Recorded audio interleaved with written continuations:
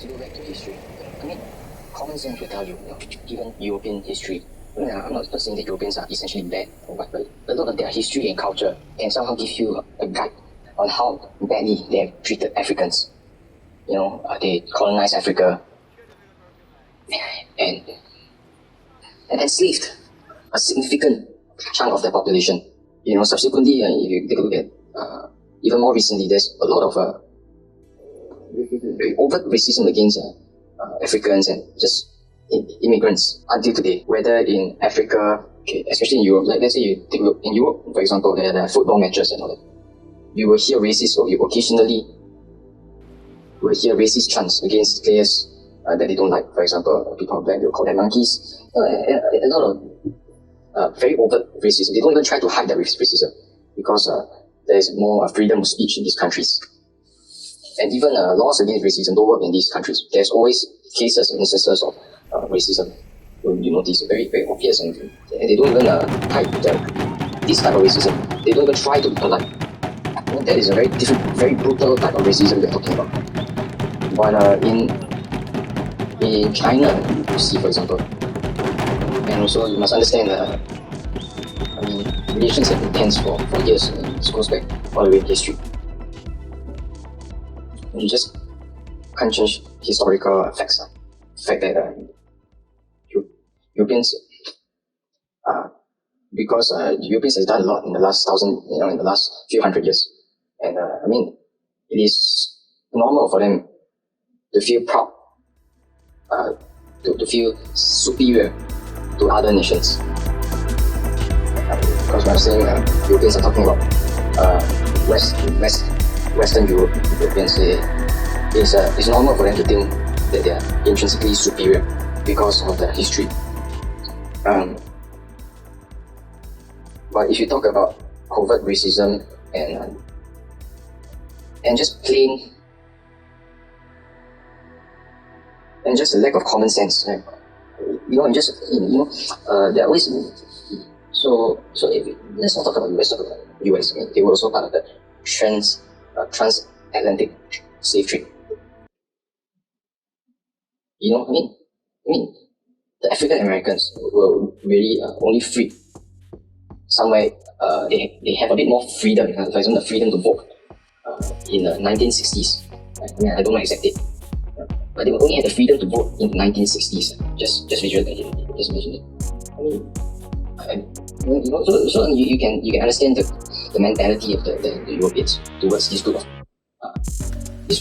of minorities. Very naturally, US has many of the white people feel superior to, even if they don't say it, they can give you the bullshit about inclusivity and all that. But due to the upbringing, the media and and just basically their formal education, you can guess. Of course, there are special cases, but in general, they are brought up to believe. Most white Americans white Europeans are brought to believe that due to that, especially in America, because they have such a short history, they're brought up to believe that they're better than colored people, and if that mentality is challenged, they will fight back, right? And if that belief is challenged, they will be very resistant. So in US, you often see, due to the freedom of speech, you tend to see a lot of these Americans just protesting, just showing without just showing their racism without any fear, especially in the South. They don't even try to hide their nationalistic or their white nationalism and their hatred, or the hatred towards colored people. Even when this hatred has no reason at all. They were just brought up feeling that the coloreds are inferior and shouldn't enjoy the privileges they have. And of course, another side note about white guilt is that the Americans who were the descendants of Europeans, basically took over Native American land. Take over land from Americans, whom they actually learned a lot of this farming from. So in fact, they also took over a large chunk of Mexico. Of course, and even today, they still exert a disproportionate influence on the Latin American countries.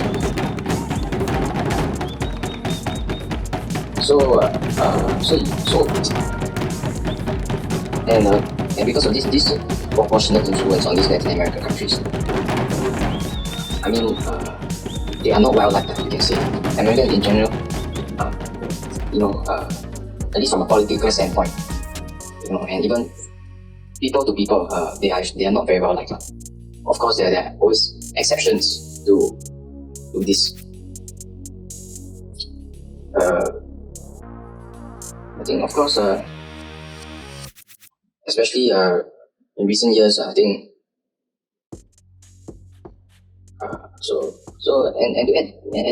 And if you add to the fact that Americans are actually, they're not a very they're a bit ideological. They're a bunch of very dogmatic and ideological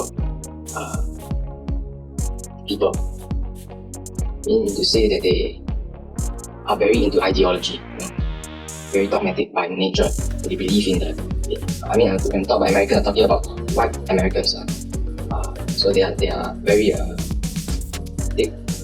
they see the world in black and white terms, and they always believe that their country, and at least many of them do believe in the superior values and politics, right? And they actually, many of them trust their own media. I mean, of course, there's a minority, and of course, even though there's declining trust in American media, in general, for news about other countries, they do take the American media very seriously.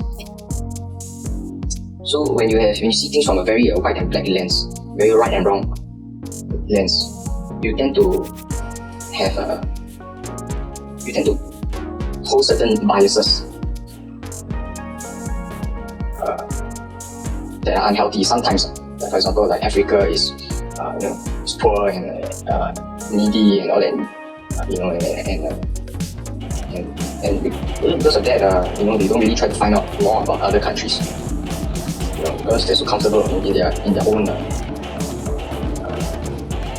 what do you call it? In their own territory. I mean, why would you be concerned about or try to seek the truth about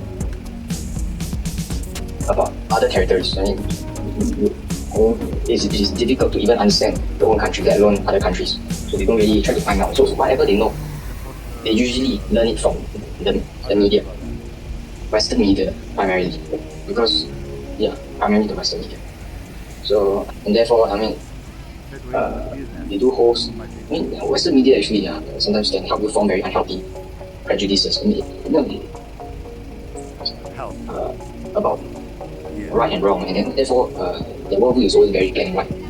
You're either right or you're wrong, and there's no middle ground or a grey area. So how does this affect how Americans view why Americans view Africans? Because of the certain Western biases and their disability to differentiate to differentiate white from black, their disability to understand grey areas and see things from different perspectives, and they may not have enough knowledge to have a judgment on an issue. They would definitely focus only on the prejudices and biases of Africa, and therefore these prejudices will follow them, basically sticks to them, and then which translates to how they view Africans in general. And and of course, besides the NGOs and these some politicians people like Bill Gates. I think a lot of them probably own a large majority of Americans. White Americans don't really know a lot about Africa. Yeah, and this coupled with this long and brutal history, history in treating descendants of Africa. I mean, they naturally have built up certain fences against people who look African. Basically, people who or colored people, specifically Black Americans. As of China, you can say China probably, although they are a diverse group of people, China used to be China is not a diverse country. Although there are many ethnic groups in China, you can say that China doesn't know majority of Chinese, at least in the past. Before the whole thing about the One Belt One Road, they don't really understand Africa, and they have rarely contact people in Africa. They rarely come to contact with people from Africa. So naturally, they know less about so naturally, they know a lot less about African Americans, Black Americans, or just Black people in general. But of course, and what they know about Africans are probably from Chinese media. I mean, Chinese media recently, in the past there was not much coverage, but I think as recently there's more and more coverage about Africans and Chinese media first trying to educate the local Chinese, the Chinese citizens about this up and coming continent and its people.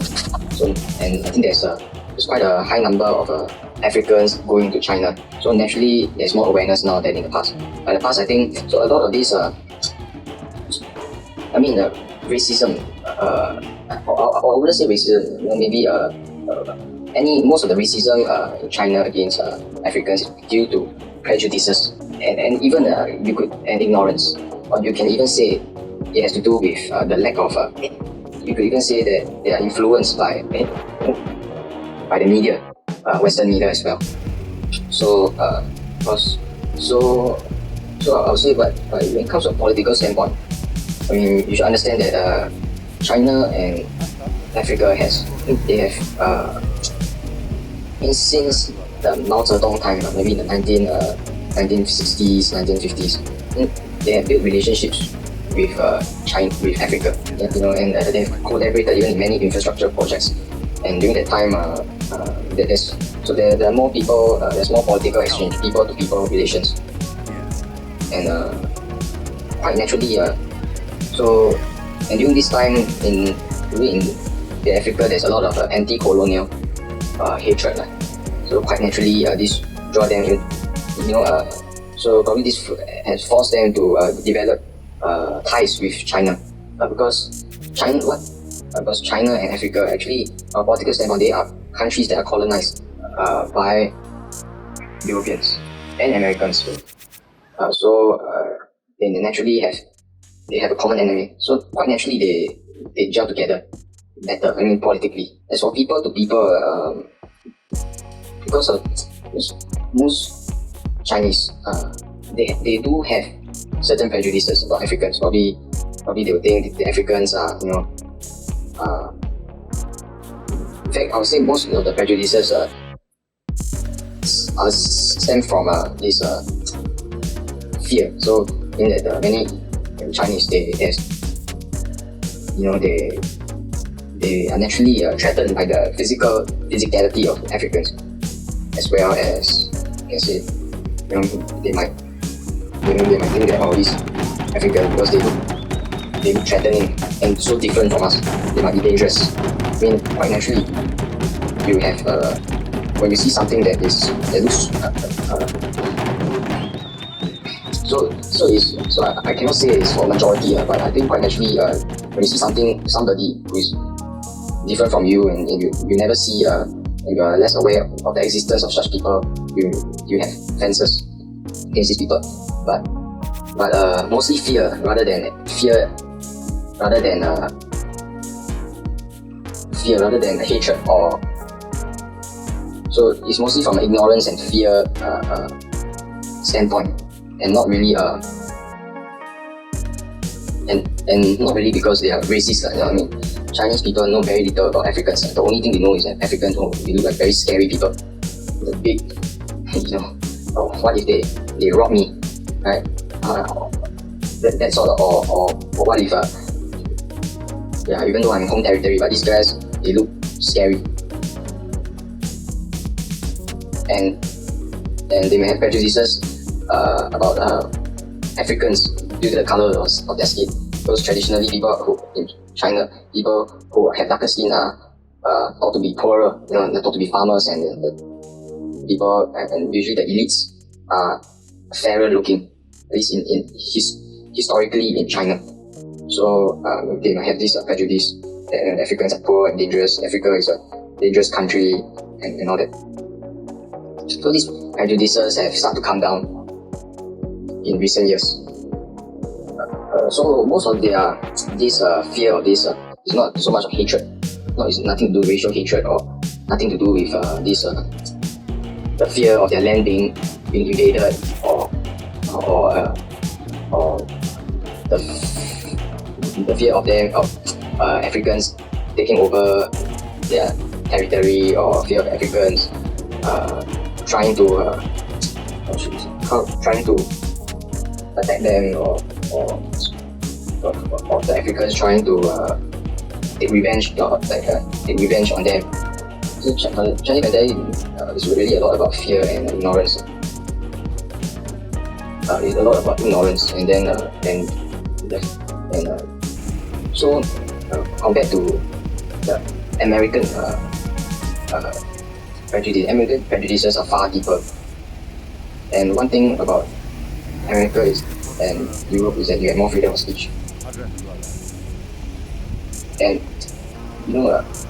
because they are, so people tend to say what they feel. They don't hold back. Insulting another person, they don't hold back at all.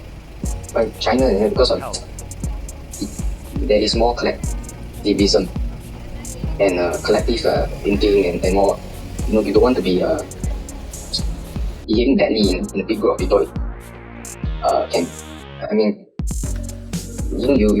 You want to conform. In China, people tend to conform, and therefore they are not so, they tend to conform to certain societal norms, and therefore to insult somebody,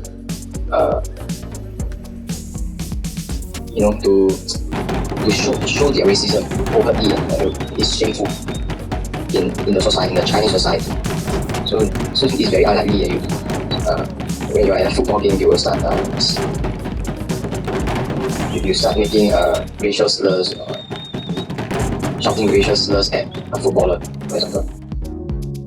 That is very unlikely. And or on the street, we won't go and protest against the color of someone's skin on the street, or us so and so to go back to their country. In fact, Chinese people, due to the culture of conformity, and also they actually feel very proud. They actually don't mind. The culture is such that when someone visits you, it's actually a very honorable thing to have a foreign guest. Whether Africa or white people, of course, white people has more privileges. They're held in a higher esteem. But Africans are also, because Africans are after all foreigners, so they are actually there's a more welcoming attitude, and because of the culture, they are usually more welcoming of foreigners. So to say that China is a homogeneous, that China rejects Africans because they're a very homogeneous culture, I think that is really a very bad generalization and overstatement. Because if you look at Europeans in other countries, do they really go and mix with the locals, or do they usually prefer to stick to themselves? So racism has nothing to do with. So racism really has nothing to do with whether the culture is homogeneous or not. Racism stems from hatred, and sometimes ignorance. But really being homogeneous as a culture will not cause you to to hate on a particular race, or hate someone because of the color of the skin, although they look a bit different. So that is quite a bad argument, really. Because you look at Europeans, do they really blend into other people's culture well? I don't think so. I would say many Africans actually blend very well in China.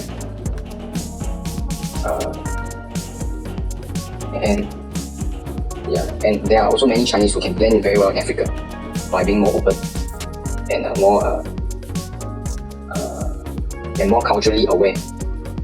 Like China just 50 years ago, they were poorer than many African countries. Yeah. So between them, there are no